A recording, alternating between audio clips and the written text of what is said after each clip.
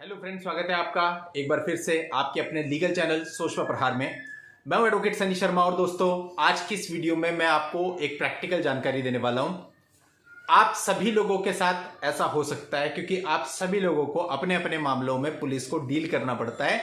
जब आपके ऊपर कोई भी मुकदमा दर्ज होता है बाय एफआईआर तो आपको पुलिस को फेस करना पड़ता है। अब जब आप पुलिस को फेस करते हैं तो वहां पर कई सारी चीजें आपके सामने आती हैं और आप लोगों के साथ भी ऐसा हो सकता है। आप इसे भी एक धोखा ही कह सकते हैं।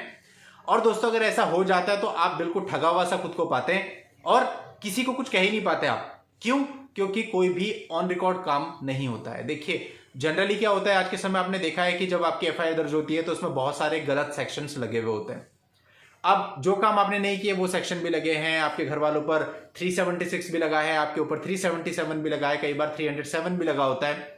अब आपकी पहली इंटेंशन ये होती है कि जो गलत धारा है इसको हटवाना है। पहले तो देखिए दोस्तों हमारा सिस्टम ही गलत है।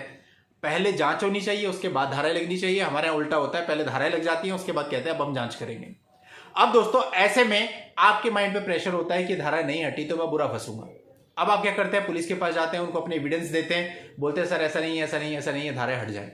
लेकिन दोस्तों अपने देश में करप्शन कितना है ये आपको पता ही है। अब जो करप्शन है इसके तहत पुलिस आपसे कैसे क्या बोलती है कि किस तरह से धाराएं हटेंगी, किस तरह से नाम हटेंगे, आप सब लोग बहुत अच्छे प्रकार से जानते हैं। अब दोस्तों ऐसा कई बार होता है कि आप पुलिस से कन्विंस हो जाते हैं। आप कहते हैं ठीक है सर, ठीक है सर। अब वो पुलिस है क्या बोले, सही है सही है। आपको लगता है कि धाराएं भी हट रही है, नाम भी हट रहे, थोड़ा खर्चा भी करना पड़े तो हम कर देते हैं। अब दोस्तों अभी रिसेंटली हमारे पास एक मामला था 498A का। अब उस 498A के मामले में एफआईआर दर्ज हुई। एफआईआर दर्ज होने के बाद जो आईओ साहब थे उन्होंने क्लाइंट को फोन किया, उसको बोला कि भाई तुम्हारी यहां पर 498A की एफआईआर दर्ज हुई है, तुम यहां पर आ जाओ। प्रॉब्लम यह थी कि जिस लड़के पर एफआईआर दर्ज हुई थी वो थोड़ा सा बीमार था, मतलब चलने फिरने में उस समय पर असमर्थ था। लेकिन आईओ साहब ने कहा नहीं आ जाओ, परिवार के 7 लोगों का नाम है, तुम सब लोग यहां पर आ जाओ। तो किसी प्रकार से मैनेज करके वो यहां पर आया। तो आईओ साहब ने बड़े प्यार से बोला कि भाई इसमें कुछ नहीं होगा, मैं सारे नाम हटा दूंगा, एफआईआर लग जाएगी, इसमें कोई इतना बड़ा मामला नहीं है। और उसके लिए आईओ साहब ने कुछ व्यवस्था बता दी। अब दोस्तों वो कन्विंस हो गए बंदे, उन्होंने कहा ठीक है हमारी एफआईआर लग जाएगी। तो जब मेरे से बात हुई तो मेरे को भी उन्होंने यही कहा कि हमारी आईओ साहब से बात हो गई है, आईओ साहब ने कहा है कि मैं इसमें एफआईआर लगा दूंगा, एफआईआर लगा देंगे तो कोई दिक्कत ही नहीं है, मामला ही खत्म हो जाएगा। तो थोड़ा सा डाउट तो मुझे था कि इतना एकदम से ऐसे एफआईआर नहीं लगाता है कोई भी आईओ, लेकिन खैर उनका भी विश्वास था। और फिर जब मैंने खुद आईओ से बात करी तो आईओ ने मुझे भी यही कहा कि सर ऐसा है मैं इस पर एफआईआर लगा दूंगा, आप चिंता ही मत करो। ठीक है यार, एफआईआर लगा रहा है तो फिर इससे अच्छा और क्या हो सकता है। तो हम लोग निश्चिंत हो गए। अब जब हम लोग इस चीज से निश्चिंत हो गए तो हमने क्या किया, दोनों पार्टीज का एक म्यूचुअल डाइवोर्स डाल दिया और उस म्यूचुअल डाइवोर्स में सारी कंडीशन खोल दी कि भाई 498A का केस दर्ज था, उसमें हमारा समझौता नाम हो चुका है, समझौते के बेस पे वहां पे वो एप्लीकेशन एफिडेविट जो लड़की है वो दे देगी, वो खत्म हो जाएगा, बाकी सारे सेटलमेंट भी हो चुके हैं और सारी चीजें डन हो गई और 5 लाख रुपए हमने वाइफ को दे भी दिए। अब म्यूचुअल डाइवोर्स फाइल है, सेकंड मोशन के लिए लगा हुआ है। कुछ ही दिन के बाद आईओ साहब का मेरे से कांटेक्ट होता है, अपनी व्यवस्था जो उन्होंने बताई थी उसके लिए। क्लाइंट ने मुझे कहा हुआ था कि आप आईओ साहब से बात करके उनका जो भी बनता है आप देख लेना।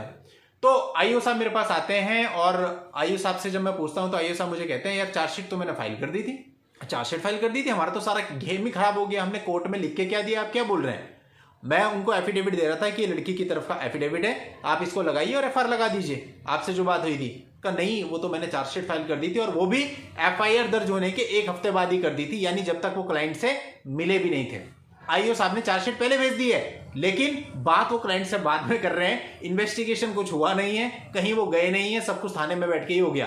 तो कुल मिला के दोस्तों इस तरह की चीजें होती हैं। अब हम भी इसमें फंस गए क्योंकि अब सेकंड मोशन में हमने वहां कोर्ट को लिख के कुछ और दिया, या कुछ और हो गया है। लड़की भी फंस गई क्योंकि जो अमाउंट तय हुआ था लड़का कह रहा है वो तो मैं अब दूंगा नहीं, क्योंकि भाई सीधी सी बात है अब उसके ऊपर तो मुकदमा चल ही रहा है ना, अब तो उसको बेल भी करानी पड़ेगी। तो जब तक वो सारी चीजें खत्म नहीं होती तो यानी कुल मिला के उनका डाइवोर्स ही अटक गया।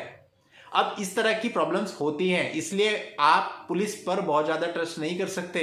जो कुछ भी आप पुलिस के साथ व्यवस्था सेट करते हो वो कोई भी ऑन रिकॉर्ड नहीं होती है, वो सब ऑफ रिकॉर्ड ही होती है। तो अगर ऑफ रिकॉर्ड वो पलट भी जाए तो कुछ नहीं कहा जा सकता। तो अगर आप ऐसा कुछ कर रहे हैं तो वो आप अपने रिस्क पे कर रहे हैं। जुबान किसी की कुछ नहीं है, जुबान से आप किसी को भी वो नहीं कर सकते कि हाँ भाई इसने मुझे जुबान दे दिया, कुछ कह दिया तो वो मैं मान जाऊं। अगर आप ऐसा करते हैं तो फिर गलती आपकी है। इवन कोई भी व्यक्ति हो, किसी भी प्रोफेशन का हो, किसी भी फील्ड से रिलेटेड हो, आप उस पर विश्वास आज के समय पे नहीं कर सकते। आपको यही मान के चलना है कि सामने वाला व्यक्ति जब भी इसको मौका मिलेगा ये मेरी वाट लगा देगा। अगर आप ऐसा मान के चलते हैं तो आप हमेशा सुरक्षित रहेंगे। और अगर आप खुद को सिक्योर मान के चलते हैं, हाँ मजा आ गया, पुलिस वाले ने बड़ी मीठी बातें कर ली। कई लोगों के हमें फोन आते हैं कि आइए साहब तो बड़े मजे से बात कर रहे थे और मुझे सपोर्ट कर रहे हैं।